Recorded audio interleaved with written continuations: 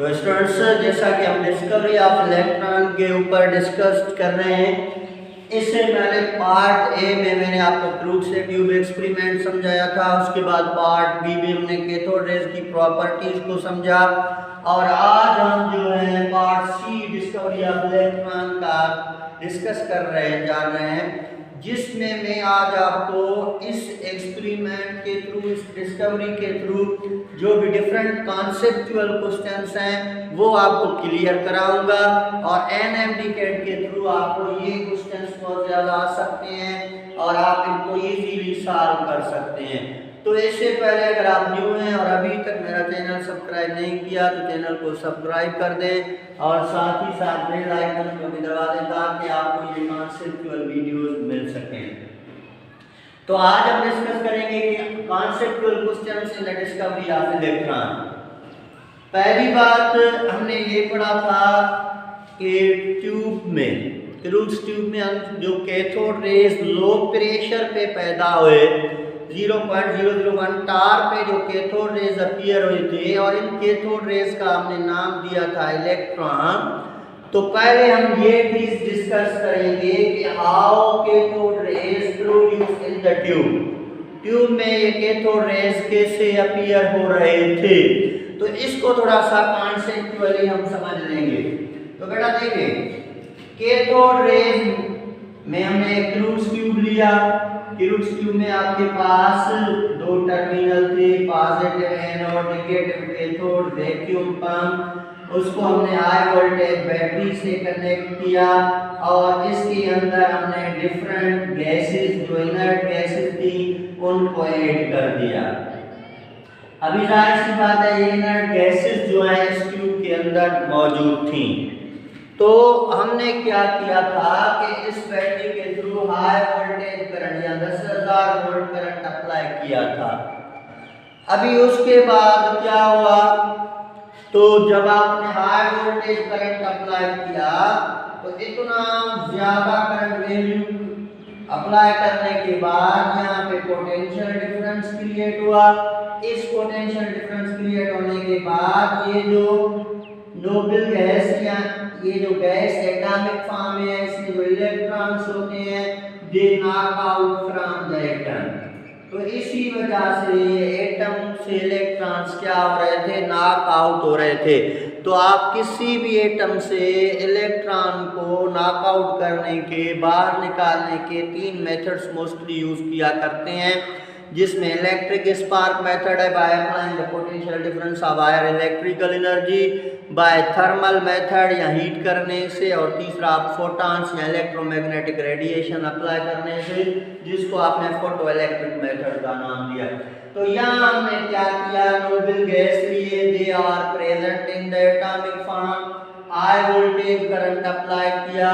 High voltage current apply करने के बाद जैसे ही पोटेंशियल डिफरेंस क्रिएट हुआ तो ये different electrons in different gases से बाहर निकलना शुरू हो गए। तो आपने देखा electrons knock out from the gases atoms. अभी बाबा क्या होगा कि कैथोड पे भी नेगेटिव चार्ज है, इलेक्ट्रॉन पे भी नेगेटिव चार्ज है। इसका मतलब क्या है, there is a repulsion between these two same charges. इस रिपल्शन की वजह से इलेक्ट्रॉन मूव करने लगे फ्रॉम कैथोड टू एनोड, और एनोड पे पॉजिटिव चार्ज थी जो इनको अपने तरफ अट्रैक्ट कर रही थी। तो पहली बात, how cathode rays appear in the tube, तो ये आपका कॉन्सेप्ट क्लियर हुआ कि ये ट्यूब में कैसे पैदा हुए, by applying the high voltage these electrons knock out from the atom. तो अभी आप याद कर रहे हैं कि कैथोड रेज कुछ और नहीं थी, but these are the electrons, ये इलेक्ट्रॉन्स थी जो किसी एटम से नॉक आउट हो रहे थे, और फाइनली हम उनका नाम ही इलेक्ट्रॉन ही रखा था। अभी हमने ये भी डिस्कस किया था ना बाबा कि कैथोड रेज का जो चार्ज टू मास रेशियो है वो इंडिपेंडेंट है नेचर ऑफ गैस पे, क्योंकि ये एक गैस है। तो देखें, इस गैस का मास तो अलग है, फिर दूसरा गैस होगा उसका मास अलग होगा, लेकिन हर गैस से जो नॉक आउट होने वाला चीज होगा वो इलेक्ट्रॉन होगा, और हर इलेक्ट्रॉन का मास अपना अपना नहीं है, और सब इलेक्ट्रॉन का मास कांस्टेंट है। तो जाहिर सी बात है, चार्ज भी कांस्टेंट, मास भी कांस्टेंट, ये सेम चीज है। तो इसी वजह से इन सब का चार्ट मास रेशियो भी सेम है। और हमने ये भी बात डिस्कस की थी कि ये इंडिपेंडेंट होती हैं नेचर ऑफ गैस पे as well as material of tube पे। तो ये रीजन है कि हाउ these gases या how these cathode rays appear in the tube।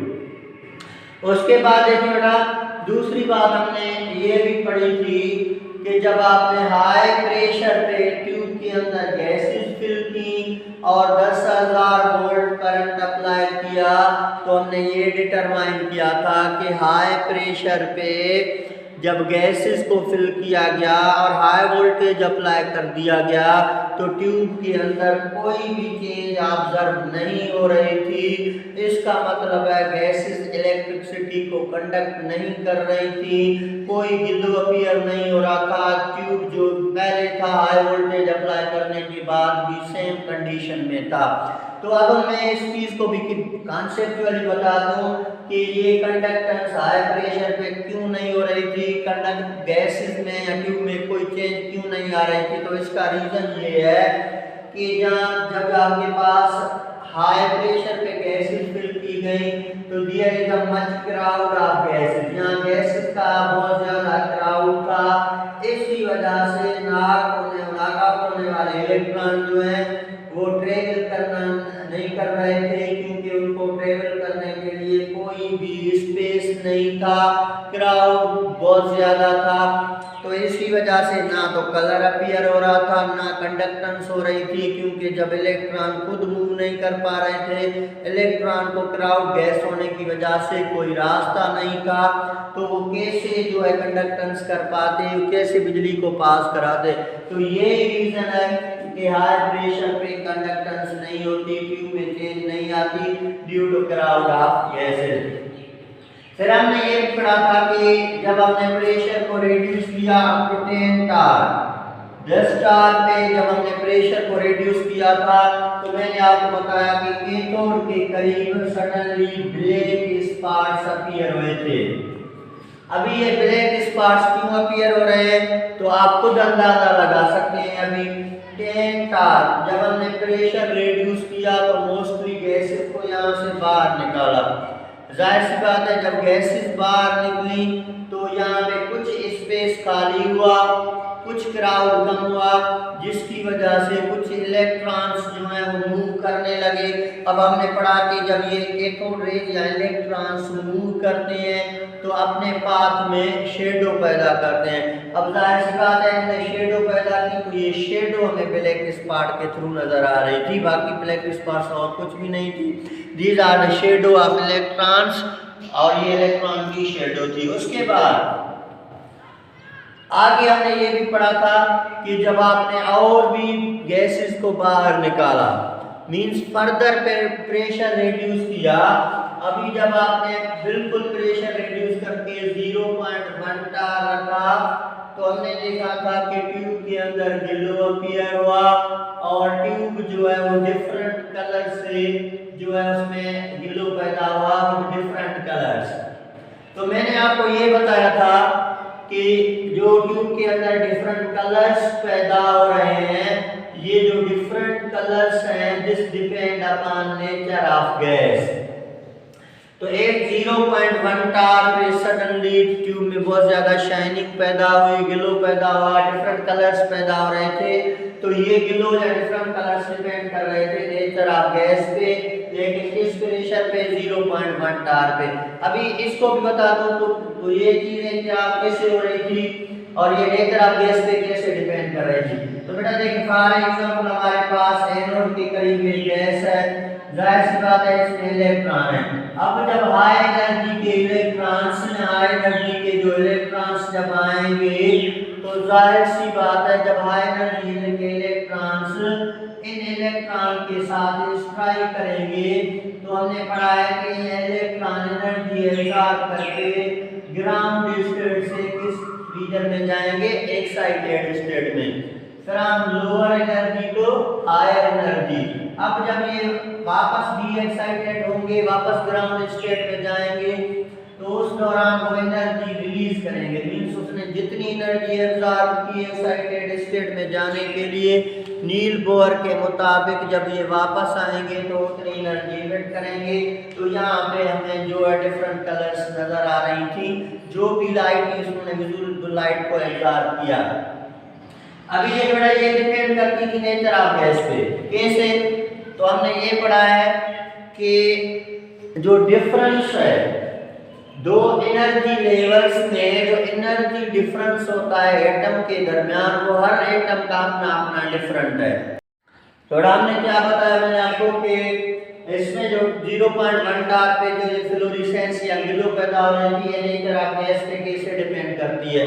तो आप याद कर लें, ये जो गैसेस हैं they are present in atomic form. अभी जाहिर सी बात है energy level E1 to E2, first energy level से सेकंड एनर्जी लेवल, तो इलेक्ट्रॉन जब ग्राउंड स्टेट से एक्साइटेड स्टेट में आता है तो ये इतनी एनर्जी एब्जॉर्ब करता है जितनी दो एनर्जी लेवल्स में एनर्जी डिफरेंस है। तो जाहिर सी बात है इलेक्ट्रॉन यहाँ से यहाँ तक आने में उतनी एनर्जी एब्जॉर्ब करेगा जो दो एनर्जी लेवल्स में एनर्जी डिफरेंस है। लेकिन हर एलिमेंट का, हर एटम का जो एनर्जी डिफरेंस दो एनर्जी लेवल्स में है वो डिफरेंट है, कभी भी सेम नहीं होता, because they are different number of protons और एटॉमिक नंबर। तो जाहिर सी बात है सेम फ्रीक्वेंसी या सेम वेवलेंथ की लाइट वो एमिट नहीं करेंगे, क्योंकि हर गैस में हर एटम का जो एनर्जी डिफरेंस है वो क्या होता है, डिफरेंट होता है। तो डिफरेंट कलर की लाइट एब्जॉर्ब करेंगे और यहाँ डिफरेंट कलर्स पैदा करेंगे। इसी वजह से फॉर एग्जांपल किसी ने रेड कलर को, किसी ने वायोलेट को, किसी ने ब्लू कलर को एब्जॉर्ब किया, क्योंकि ये डिपेंड करता है कि हर एटम का जो एनर्जी डिफरेंस है वो डिफरेंट होता है। इसी वजह से ये डिपेंड करती है नेचर ऑफ गैस पे।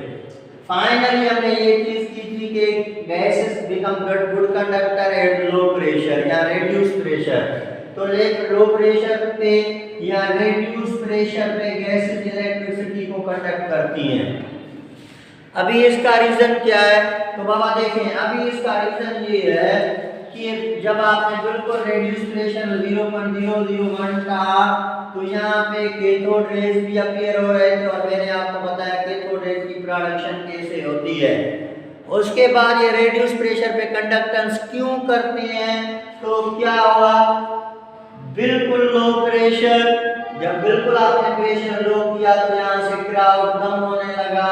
जब बिल्कुल क्राउड कम हुआ तो अब इलेक्ट्रॉन्स कैन इजीली मूव, यहाँ इलेक्ट्रॉन को मूवमेंट करने में कोई रेजिस्टेंस नहीं हो रही थी, बिकॉज़ ये no any crowd of gases. अब जब इलेक्ट्रॉन इजीली मूव कर रहे थे कैथोड से एनोड की तरफ, तो जाहिर सी बात है वो इजीली कंडक्टेंस कराते हैं। तो अभी आपको आई होप कि आपने ये बहुत ज़्यादा कॉन्सेप्ट हासिल कर लिए। जो भी आपको ये डाउट थे कि सर ये क्यों नहीं हो रहा, ये क्यों नहीं हो रहा, हाई प्रेशर पे क्यों नहीं हो रहा, ब्लैक स्पॉट कैसे अपीयर हो रहे थे, कलर क्यों अपीयर हो रहा था, और उसके बाद ये नेचर ऑफ ट्यूब गैस पे कैसे डिपेंड कर रहा था, कैथोड रेज कैसे अपीयर होएंगे, तो आज आपने ये कॉन्सेप्ट क्लियर कर लिए। अभी भी अगर इसमें कोई भी आपको कॉन्सेप्चुअल क्वेश्चन जो है समझ नहीं आया या कोई भी ऐसी चीज़ समझ नहीं आ रही तो आप कमेंट बॉक्स में पूछ सकते हैं। Thank you very much.